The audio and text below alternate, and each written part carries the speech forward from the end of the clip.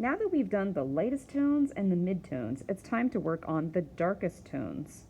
Remember, let every layer fully dry before you continue working on the layer above it. Our goal here is scientific accuracy, so of course I have my reference photo ready to go, and I'm going to mix the colors of the darkest tones. For me, that is my leaves and the tips of my flowers. This green here is a very bluish green, so I'm making sure to add a lot of yellow pigment to it so I really get the green that I'm looking for.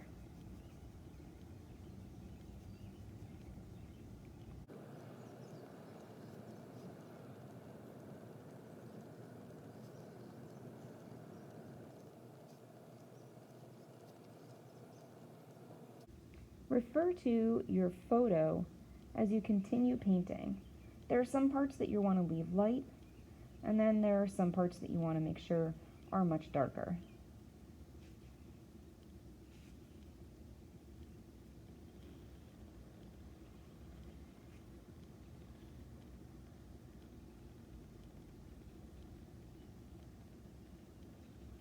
As you're working, stop and double check. Is someone else going to be able to recognize the plant by your painting? Will they be able to identify it because it's accurate?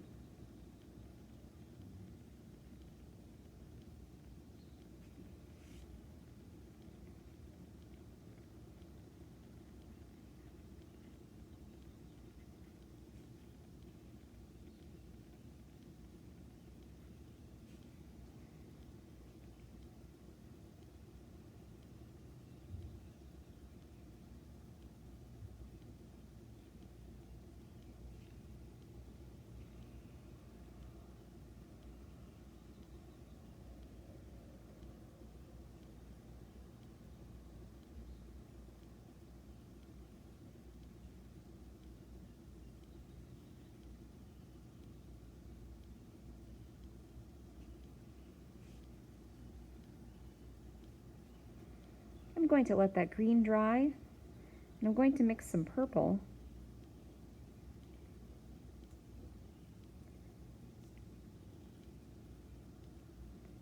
To work on the darkest tones.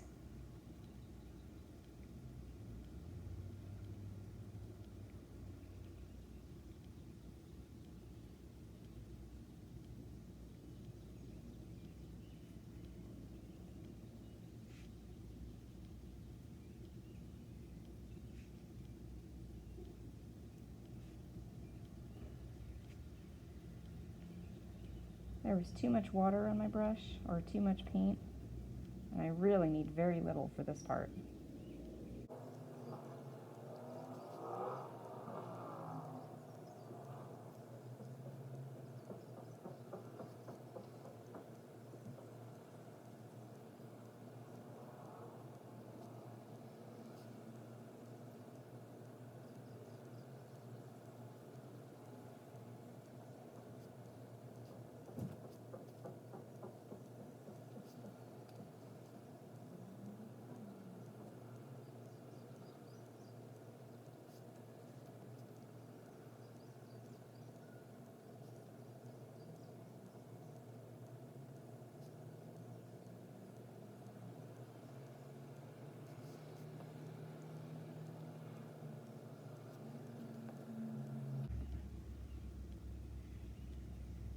Now that my greens had a little time to dry, I'll go back to that.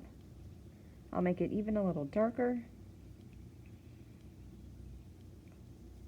by adding more pigment to my paint and testing it out.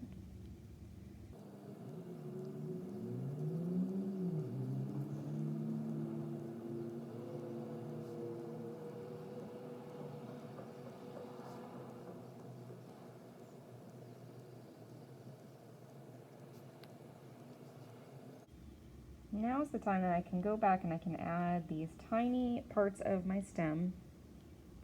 They were too little to do with the underpainting or my sketch, so I'm just going to add those now.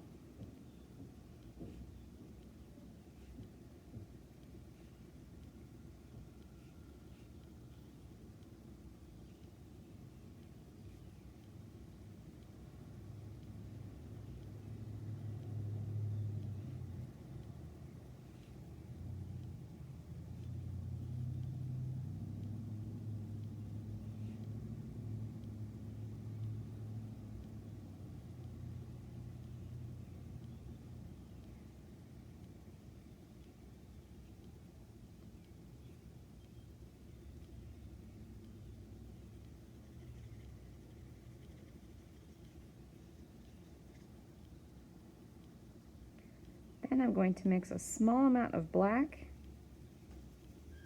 into my green. It's going to be a little bit murky. It's not just a dark green, it's a murkier green. And I'm going to use this to get those shadowed places along the edges of my leaves. Making sure there's not too much paint on my brush.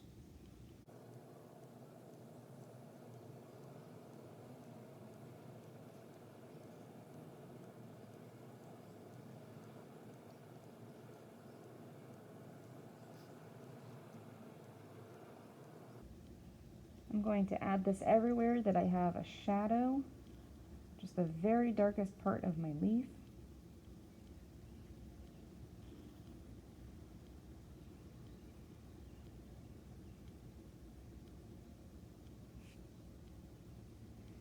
I'm going to be very careful as I'm doing this not to overwork any of the spots that are darkest. If I went too far with the paint, I would end up with a very murky, overworked color. It would look too mixed and sort of blurry. And that's what I'm going to avoid by doing small areas and by knowing when to stop.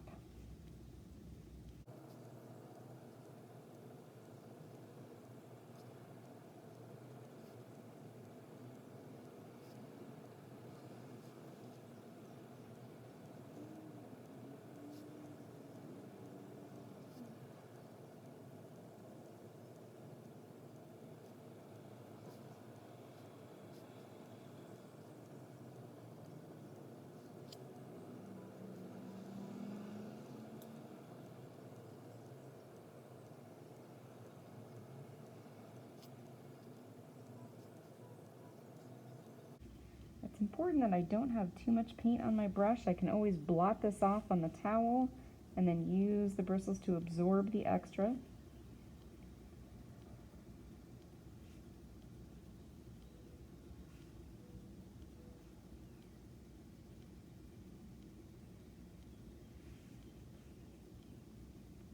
There isn't really a name for this color that I'm using. I'm just looking at the photo and letting my eyes figure it out.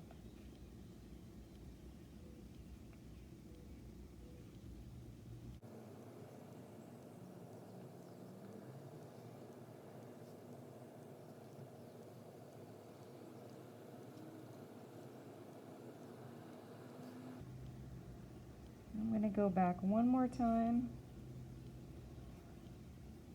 Give this stem a little more shadow.